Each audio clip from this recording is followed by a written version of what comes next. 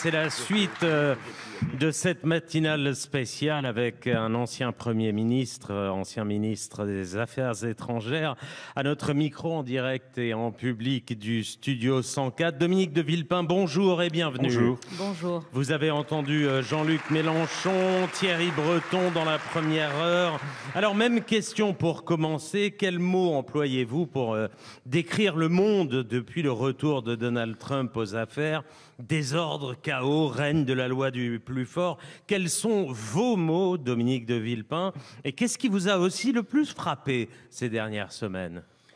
C'est un basculement historique qui bouleverse beaucoup des repères de la vie internationale. Pour tous ceux qui la suivent de près, cette vie internationale, retrouver les États-Unis dans une proximité avec Vladimir Poutine, c'est pour le moins une surprise. Voir à la fois des menaces pour la sécurité de l'Europe, mais aussi pour la démocratie européenne, et venant du pays qui était le défenseur du monde libre, c'est une révolution. Donc oui, il y a un basculement du monde.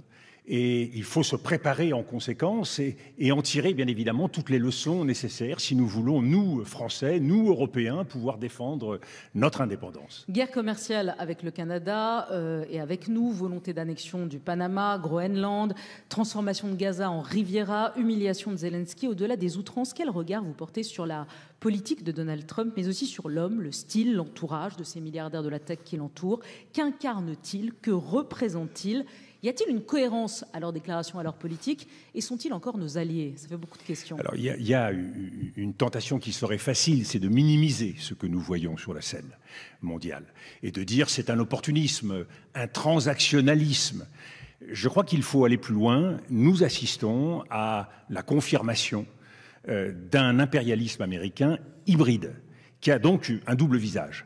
À la fois un visage révolutionnaire qui nous concerne nous directement, puisque ce visage révolutionnaire, il pousse au changement de régime. Les régimes qui leur déplaisent, les régimes qui ne vont pas dans le sens de l'idée qu'ils ont d'une démocratie très proche de la démocratie libérale, eh bien, combattons-les. C'est ce qu'a fait Elon Musk au Royaume-Uni, c'est ce qu'il a fait en Allemagne et pourquoi pas demain dans d'autres pays. Donc saisir toutes les occasions pour promouvoir une idée de la démocratie qui n'est pas la nôtre. Le deuxième visage de cet impérialisme, c'est qu'il est réactionnaire. Il est réactionnaire en défendant un ultra-conservatisme qui le rapproche du poutinisme. Et c'est là où il y a une sorte d'alliance civilisationnelle qui se dessine avec des Steve Bannon, avec des Elon Musk, avec des J.D. Vance. C'est le discours de Munich qui nous donne une leçon sur la libre expression, sur la démocratie. Comment vous l'avez reçu, ce discours de Munich de J.D. Vance? C'est un discours qui nie tout ce qui fonde pour nous la démocratie. La défense de l'état de droit, la défense des règles, la défense des limites. Nous sommes devant une Amérique qui est saisie par l'hubris de la puissance. Quelque chose d'illimité, quelque chose qui rejoint en profondeur l'histoire américaine, l'idée de la frontière, pousser toujours plus loin, toujours plus à l'ouest. Eh bien, nous sommes convaincus, au contraire, qu'il faut un monde organisé, un monde multilatéral, un monde fondé sur une certaine idée de l'homme universel. Tout ça est balayé.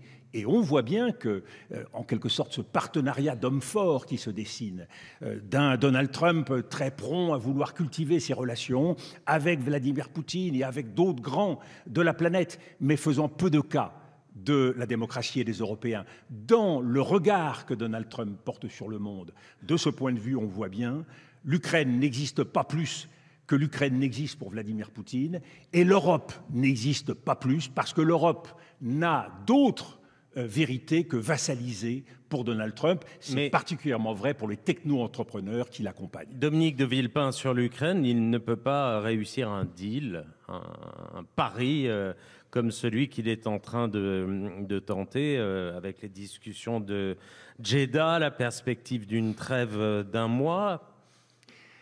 Est-ce que ça peut marcher? Ça peut marcher tactiquement et à court terme. Et c'est bien pour cela qu'il a créé les conditions d'un cessez-le-feu, d'une trêve, qui, pour le moment, ne comporte aucune clause. Rien n'est connu de ce qui pourrait être les conditions, de ce que pourraient être les conditions de ce cessez-le-feu et de ce qui pourrait le rendre durable. Donc on a renvoyé à plus tard la négociation. En d'autres termes, Volodymyr Zelensky signe un accord en blanc qui doit maintenant être rempli. Et la question qui est posée à Vladimir Poutine, sachant que le dialogue, la négociation avec Vladimir Poutine, elle a commencé déjà depuis longtemps, bien avant la discussion avec Volodymyr Zelensky, et déjà en Arabie Saoudite. Et nous savons que dans cette négociation avec Vladimir Poutine, eh bien, Donald Trump a lâché l'essentiel de ce qui constitue l'intérêt général ukrainien. C'est-à-dire C'est-à-dire le fait que l'Ukraine puisse un jour rentrer dans l'OTAN, le fait que l'Ukraine puisse retrouver sa pleine souveraineté territoriale, le fait que l'Ukraine puisse bénéficier de garanties de sécurité apportées par l'OTAN ou par les pays européens, tout ça pour le moment est balayé par Donald Trump. Donc Donald Trump veut afficher... Nous, on doit accepter, nous, Européens, qu'est-ce qu'on doit faire? C'est la question qu'on vous pose à vous, c'est-à-dire face à ça, vous dites qu'il a lâché... Et Zelensky a été obligé de signer, lâcher 25% du territoire aux Russes, ne pas rentrer dans l'OTAN, peut-être même le changement de régime, peut-être que même il a donné aux Russes la tête de Zelensky. Qu'est-ce qu'on doit faire, nous? Alors, c'est pour cela que l'enjeu est si important pour nous. L'enjeu, c'est bien sûr ce que nous allons faire en Ukraine. Aider les Ukrainiens, quoi qu'il arrive, à tenir et à pouvoir décider de la politique qui doit être la leur, de l'avenir qui doit être le leur, mais au-delà de cela, il y a bien sûr le réveil européen, parce que nous constatons que dans le jeu des puissances, nous n'existons pas. Or, l'Europe, c'est la condition d'un équilibre du monde qui ne serait pas ce grand partenariat d'efforts. L'Europe est indispensable à l'équilibre du monde. Donc ça veut dire qu'il faut renforcer notre puissance. On s'est réveillé là ? Je pense que nous sommes en train de nous réveiller. Nous n'avons pas encore tranché, c'était intéressant, dans le discours du président de la République, il y a un angle mort. Il parle de la menace russe, mais il ne parle pas du tout du fait qu'aujourd'hui, nous avons un partenaire qui n'a plus la fiabilité d'antan, c'est les États-Unis. Pourquoi? Parce que la majorité des pays de l'Union européenne et de l'OTAN, eh bien, n'imagine pas leur avenir sans les États-Unis. Et beaucoup parce qu'ils sont tenus par les États-Unis. Les États-Unis nous tiennent par le dollar. Ils nous tiennent par l'extraterritorialité du droit. Et ils nous tiennent par l'extraterritorialité de la technologie. C'est-à-dire que tous les Européens ont acheté des armements américains. Et ces armements, ils ne peuvent pas les employer si l'Amérique décide qu'ils ne pourront pas les employer. Ils peuvent les désactiver depuis Washington. Exactement. Un F-35 sur une base en Allemagne ne peut plus décoller. Donc ce qu'il faut faire, c'est une défense européenne à partir des pays...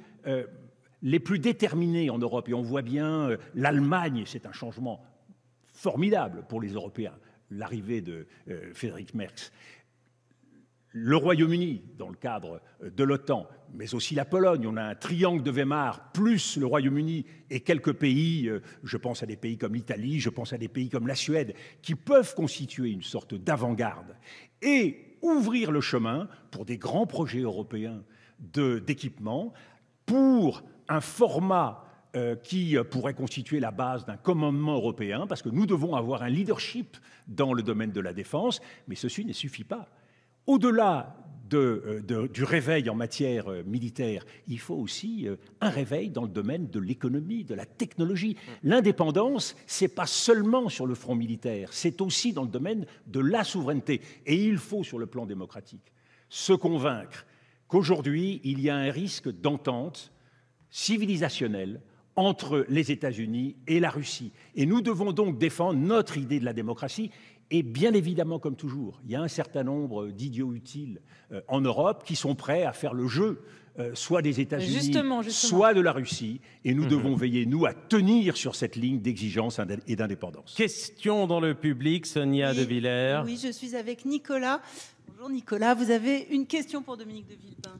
Bonjour Léa, bonjour Nicolas, bonjour Monsieur de Villepin. Bonjour. Alors effectivement, le réveil européen dont vous parliez, c'est peut-être la seule nouvelle positive de ces dernières semaines.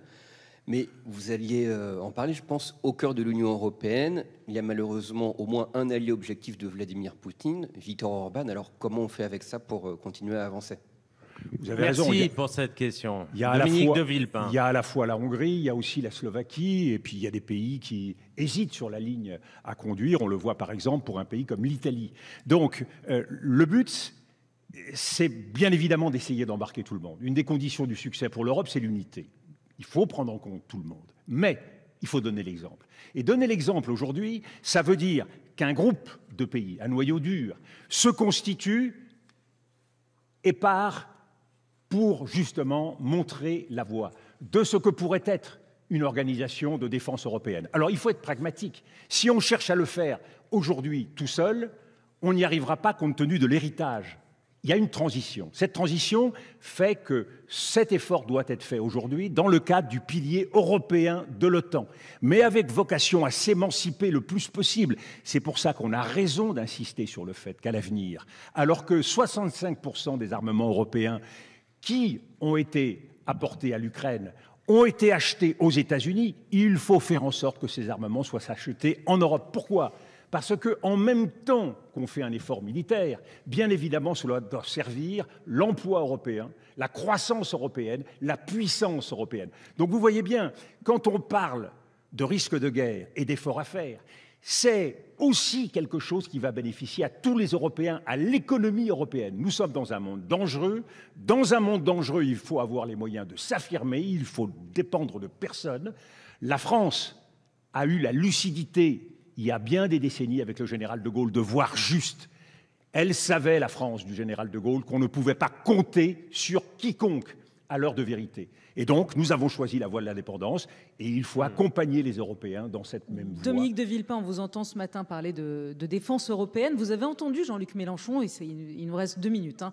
Vous avez entendu Jean-Luc Mélenchon et ce discours qu'on entend aussi, qui est de dire arrêtons d'être va-t-en-guerre, il ne faut pas mettre de l'argent dans la défense, il vaut mieux le mettre dans la transition écologique, misons sur la paix.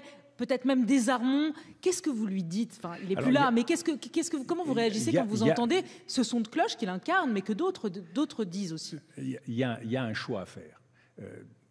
Tout ça bénéficie, y compris à la transition climatique. Dès lors que vous développez une industrie, par définition, il faut essayer qu'elle soit le plus décarbonée possible. Donc l'innovation qui se développe à l'appui d'un effort et militaire, et économique, et technologique, doit servir un chemin qui doit être décidé collectivement. Et là, il y a des arbitrages à faire. Mais, dans le monde qui est avancé par un certain nombre de ceux que vous évoquez, il y a cette idée que la France et l'Europe pourraient se tenir en quelque sorte entre les deux blocs.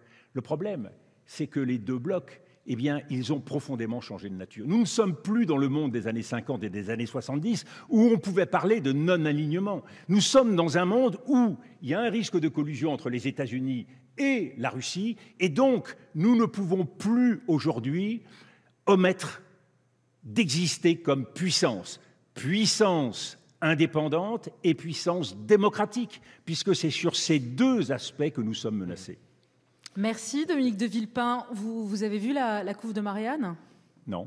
Vous êtes en couve de Marianne avec cette question, ouais. Avec cette affirmation d'ailleurs, c'est même pas en forme de question. En route pour l'Élysée. Diable, c'est tout un programme. Ouais, oui. Ça... Vous l'avez le programme ou pas? Vous l'avez le programme ou pas encore? Vous m'invitez ce matin pour parler d'un sujet majeur. Il y a une angoisse chez les Français, il y a donc un combat à mener. L'élection présidentielle, c'est dans 2 ans. Ne précipitons pas les échéances. Je ne fais pas partie de ceux qui pensent que le président de la République doit partir avant l'heure. Merci beaucoup, Merci à vous. Dominique de Villepin. Merci infiniment d'avoir été là ce matin.